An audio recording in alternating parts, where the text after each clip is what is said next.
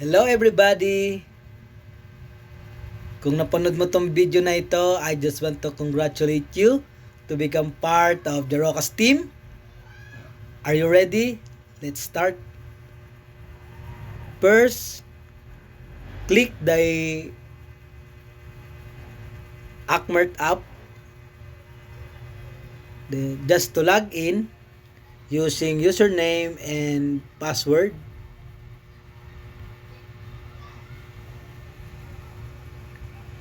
After you log in, you see the phrase, "Welcome to Akmart."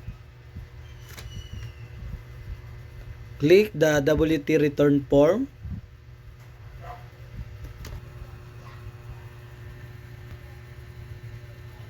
After you log in, it will flash all the clients. Click the filter and update tools. In that you see the WaterTech ID, WaterTech name, month, day, save record, and print final report.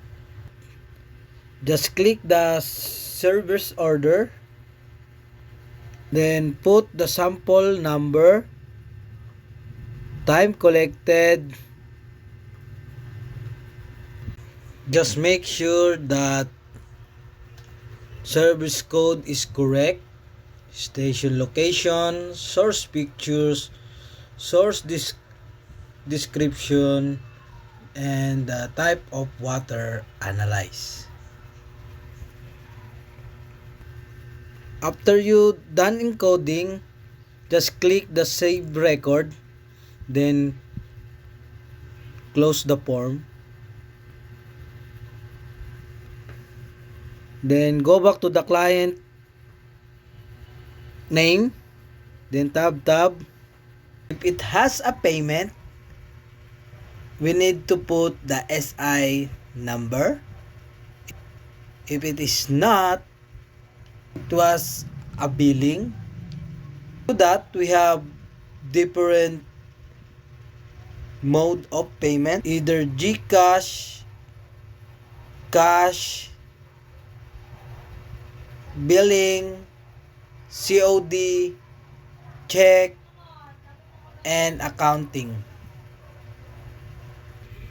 Next, make sure the payment is correct because it was possible that your collection will not be balanced.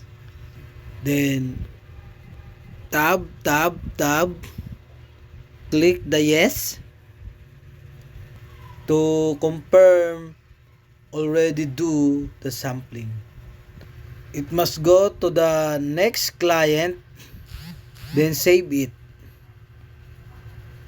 If you already finish all the encoding, you may now proceed the save record.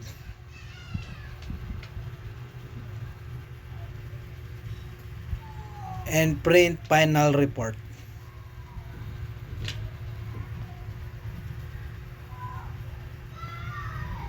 Thank you for listening. God bless you.